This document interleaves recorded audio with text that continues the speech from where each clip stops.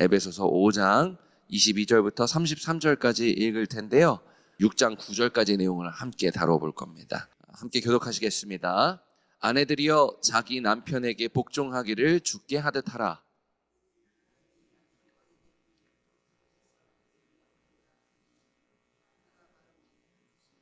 그러므로 교회가 그리스도에게 하듯 아내들도 범사에 자기 남편에게 복종할지니라.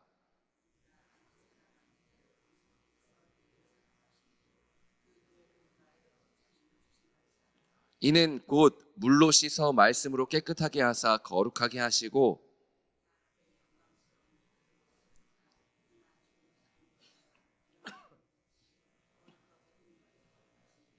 이와 같이 남편들도 자기 아내 사랑하기를 자기 자신과 같이 할지니 자기 아내를 사랑하는 자는 자기를 사랑하는 것이라.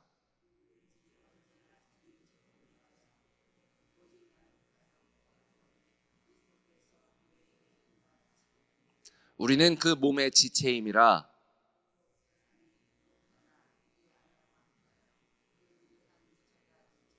이 비밀이 크도다. 나는 그리스도와 교회에 대하여 말하노라.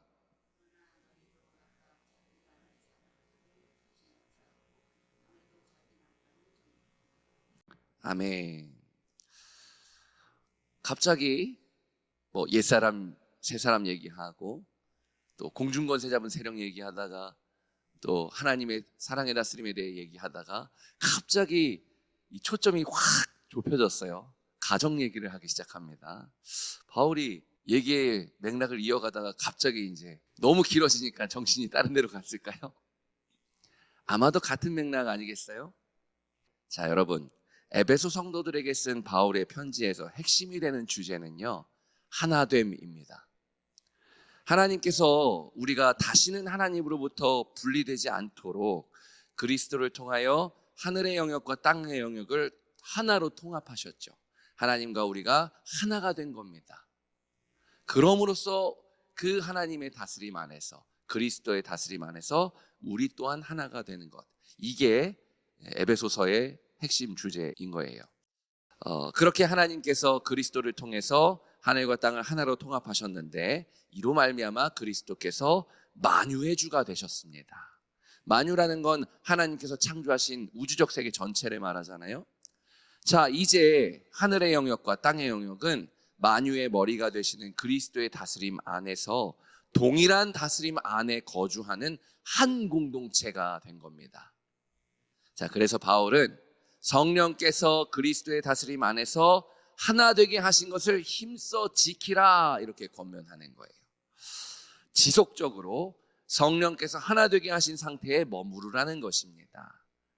각자의 영역과 역할에 따라 주어진 그 다양한 재능들을 자기중심적인 치열한 경쟁 구조 안에서 서로의 생명을 파괴함으로써 자신의 통제 영역을 확장하기 위해 활용하던 그 옛사람의 방식을 거부하고 하나님께서 은혜로 주신 다양한 재능들을 새사람의 방식을 따라 타자중심적이고 상호보완적으로 활용함으로써 그리스도의 몸이라는 그 교회라는 우주적 공동체의 성숙을 이루어가라는 말인 것입니다. 고아처럼 자신의 생존을 스스로 책임져야 하는 수고하고 무거운 짐 가운데서 이제 아버지께서 전적으로 모든 것을 책임지시는 아버지의 사랑받는 자녀라는 그 실체를 분명하게 그리고 지속적으로 인식하여서 사랑 가운데 서로 친절하게 행하며 서로를 불쌍히 여겨 구체적으로 돕고 하나님께서 무한한 사랑으로 우리를 용서하신 것처럼 서로를 용납함으로써 이 악한 날들 가운데서 하나님의 때를 이루어가는 것이죠. 이것이 실체를 똑똑히 보고 깨달아 아는 지혜 있는 자의 자연스러운 삶의 반응이요, 때를 구출하는 방법입니다. 그렇습니다, 여러분. 우리의 싸움은요, 혈과 육이 서로 치열한 전투를 벌여서 승리를 쟁취하는 투쟁이 아닙니다. 선택의 순간에 자기 생존의 가능성을 확보하기 위해서 힘을 추구하며 경쟁을 통해 공동체를 짓밟는 그런 선택이 아니라 사랑이라는 의와 거룩을 선택함으로써 우리가 어느 편에 서 있는지를 보여주는 방식인 거죠. 그런 방식으로 공중권세 잡은 사탄의 세력이 우리 삶의 주권을 상실하게 하는 것이 우리의 싸움인 거예요. 어느 편에 설 것인가, 그걸 보여주는 것이 우리의 싸움인 것입니다. 중요하게 물론 우리의 싸움이 혈과 육이 서로 치열한 전투를 벌이는 투쟁이 아니지만 선택의 순간을 인지하고 그 순간에 힘이 아니라 사랑을 선택하기 위해서는 비록 우리가 마주한 현실이 힘이 다스리는 것처럼 보일지라도 아득히 높으신 하나님께서 여전히 변함없이 사랑으로 다스리고 계신다는 그 실체를 분명히 인식해야 합니다. 그렇기 때문에 여러분, 바울이 에베소 성도들을 위해서 간절히 기도하는 거예요. 실체를 보는 게 우리의 수고와 노력으로 할 수 있는 일이 아니기 때문이에요. 인식하는 것도 우리가 할 수 있는 일이 아닌 겁니다. 그래서 바울이 에베소 성도들을 위해서 간절히 기도합니다. 어떻게요? 지혜와 계시의 영께서 이미 와주셨으니 마음의 눈을 지속적으로 밝혀주심으로써 하나님을 알게 하시고 하나님의 사랑의 다스림을 알게 해달라고 기도한 겁니다. 그것으로써 우리가 실체를 인식하게 되는 거고 실체를 알게 되는 거예요. 성령의 역사입니다. 실체를 똑똑히 보고 깨달아 분명하게 인식한 사람은 마치 술에 취한 것처럼 사리분간을 하지 못하는 상태에 머무르지 않습니다. 이전처럼 못 산다는 거예요.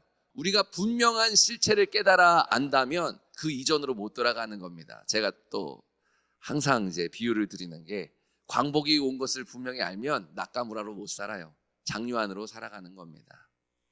자, 술에 충만한 것이 아니라 오히려 성령으로 충만하여서 범사의 주의 뜻이 무엇인지 아는 지혜로운 사람은 첫 번째, 시와 찬송과 영적인 노래로 서로에게 말합니다.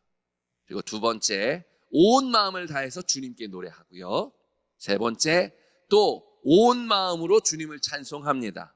네 번째, 모든 일에 우리의 모든 것을 전적으로 책임지시는 아버지 하나님께 감사하고요. 마지막 다섯 번째, 우리 모두의 주님이신 그리스도를 경외하는 가운데 그리스도의 우주적 공동체 안에서 서로에게 복종함으로써 성령으로 지속적으로 충만한 삶을 살아갑니다. 이렇게 여러분, 지혜로운 그리스도의 백성들을 통해서 온 세상이 참 생명으로 가득하게 되는 게 하나님의 창조의 목적이었어요. 하나님의 참 생명으로 온 세상이 충만하게 하라. 그것이 생육하고 번성하여 땅에 충만하라는 그 복된 소명의 목적입니다. 자, 우리가 어제까지 살펴보았던 이상의 내용을 통해서 분명히 알 수 있듯이 바울은 지금 공동체에 대해서 이야기를 하고 있는 거예요. 우주적 공동체에 대해서 얘기를 하고 있습니다. 이러한 맥락에서 오늘 본문은 가정에 대한 이야기를 시작하는 거예요. 그러니까 막 얘기하다가 내가 무슨 얘기하고 있었지 하고 딴 얘기하는 게 아니라요. 공동체 얘기를 하는 가운데 그 공동체의 맥락에서 가정 얘기를 하는 겁니다. 그렇습니다, 여러분. 본문은요, 오늘 함께 읽은 본문은 개인적인 아내들과 개인적인 남편들에게 개인적인 삶에서 개인적인 윤리적이고 도덕적인 권면을 하는 것이 아니라 여전히 우리가 그리스도께서 다스리시는 그 우주적 공동체 안에서 성령이 하나 되게 하심을 힘써 지키며 살아가는 공동체적 삶의 방식, 즉 힘을 추구하며 생존을 위해 치열하게 경쟁하는 옛사람의 방식이 아니라 사랑 안에서 타자중심적인 선택을 통해 의와 거룩을 구현하며 살아가는 새 사람의 방식에 대한 이야기를 이어가고 있는 거예요.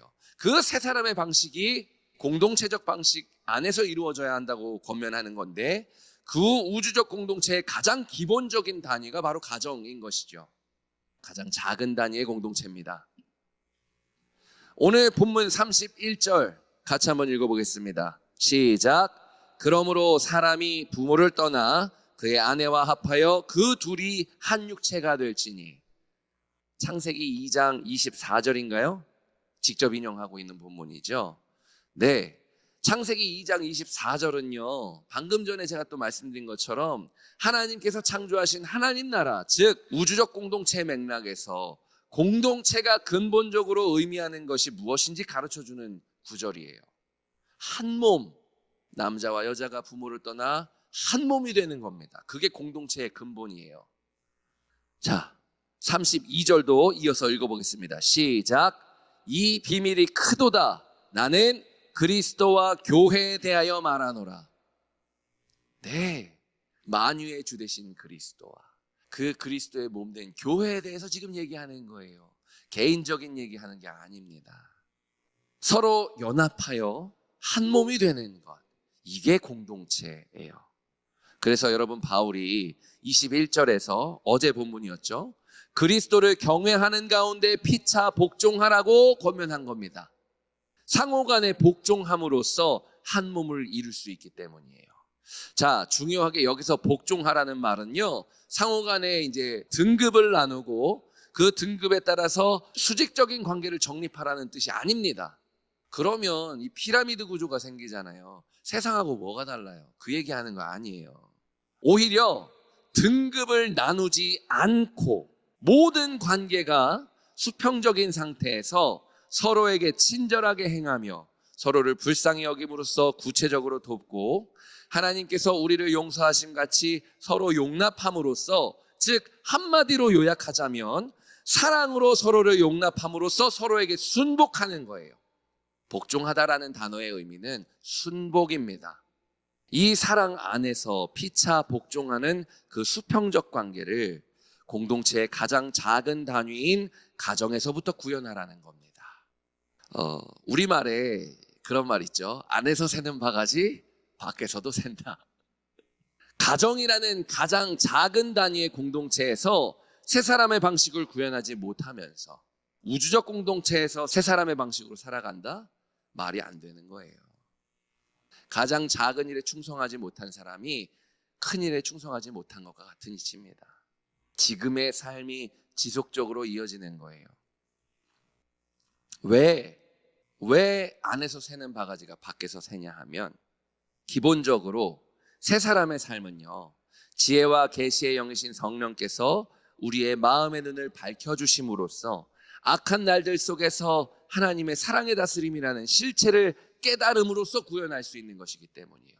우리의 수고와 노력, 연구 이런 것들로 실현하는 게 아니라요, 성령께서 우리의 마음의 눈을 밝혀주심으로써 실체를 인식함으로써 살아갈 수 있다는 얘기입니다.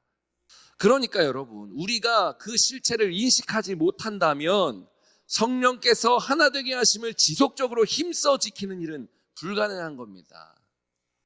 아내와 남편, 자녀와 부모, 종과 상전, 분명 고대 사회에서는 수직적 관계로 인식되었습니다. 그렇기 때문에 여러분, 바울의 이 편지는요, 비록 아내와 남편, 자녀와 부모, 종과 상전으로 구분하기는 하지만 아까 말씀드린 것처럼 이것이 등급을 나누는 게 아닌 거예요. 수직적 관계를 얘기하는 게 아닌 겁니다. 오히려 수평적 관계를 얘기하는 거죠. 그래서 여러분, 바울의 이 에베소 편지는요, 사회개혁적이었어요.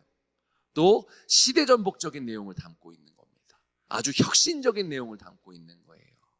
당시의 상식을 뒤집어 엎어버리는 겁니다.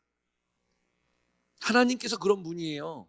야, 저 고대 근동의 다른 신들을 봐라. 나는 저들과 다른 신이야. 내가 진짜 신이야. 내가 진짜 창조한 신이고 내가 진짜 너희의 하나님이야를 보여주신 겁니다. 아주 가치전복적인 책이에요, 성경책은. 하나님께서 그렇게 우리에게 성경을 주심으로써 가장 중요하게 전달하시는 메시지가 뭔가요? 제가 이것도 종종 반복적으로 말씀드리는데요, 다르게 살라, 바르게 살라. 즉 성령이 하나 되게 하심을 지킴으로써 의와 거룩의 삶을 살라는 겁니다. 가장 중요한 것은 왜 이렇게 살아야 하냐는 거예요. 우리가 왜 의와 거룩으로 살아가야 하냐는 겁니다.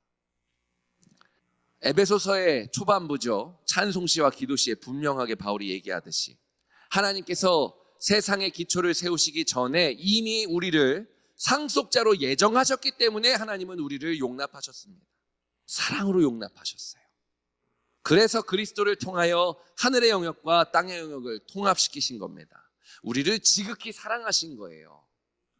그리하여 이제 만유는 그리스도의 다스림 안에서 성령으로 하나가 되었습니다. 그리스도의 다스림 안에 있다는 것을 무엇으로 알 수 있나요? 우리가 무엇으로 그리스도의 백성이라는 것을 알 수 있겠어요? 우리 자신도 인식할 필요가 있잖아요. 무엇으로 알 수 있겠냐는 겁니다. 왕과 백성의 관계는요, 백성이 왕의 질서를 따르는 것으로 증명이 됩니다. 요즘 사회적 문제가 되고 있는 유럽이나 이런 데서 이제 그 난민들을 저 지금 뭐 난민을 받아들여야 되냐 받아들이지 말아야 되냐 민감한 문제에 대해서 얘기하는 건 아닙니다만, 그 중에는 이제 그 근본주의자들이 있잖아요. 이슬람 근본주의자들이 와서 사회법은 무시해버리고 자신들의 이제 샤리아만을 이제 중시하면서 살아가잖아요. 그래서 이제 이 법과 법이 충돌하기 때문에 여러 사회적 문제가 발생하는 거죠.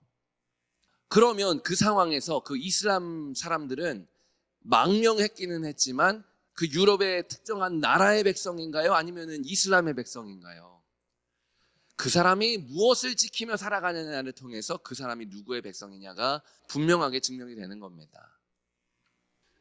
그렇습니다, 여러분. 만일 우리가 불순종의 아들들처럼 힘을 추구하며 자기 생존의 토대를 확보하기 위해 경쟁적인 그 옛사람의 방식을 따른다면 우리는 그리스도의 백성이 아니라 공중권세 잡은 세력의 백성인 겁니다. 우리가 정령 그리스도의 백성이라면 우리 삶에 새 사람의 방식이 자연스럽게 구현되는 거예요. 실체를 똑똑히 보고 깨달아 알고 있으니까요. 결국 인식의 문제라는 겁니다. 그래서 저는 오늘도 저와 여러분을 위해서 간절히 기도합니다.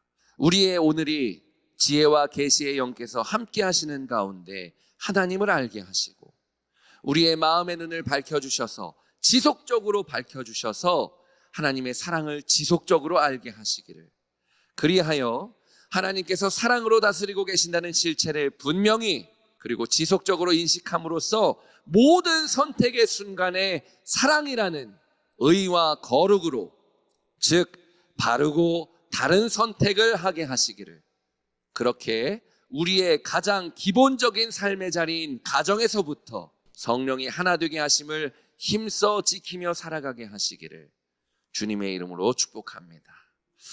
우리가 에베소서를 이렇게 처음부터 끝까지 자세히 살펴봄으로써 알게 된 바가 정말로 지혜와 계시의 영이신 성령께서 마음의 눈을 밝혀주신 가운데 여러분의 삶 가운데 온전하게 뿌리내리게 하시기를 주님의 이름으로 축복합니다. 함께 기도하시겠습니다.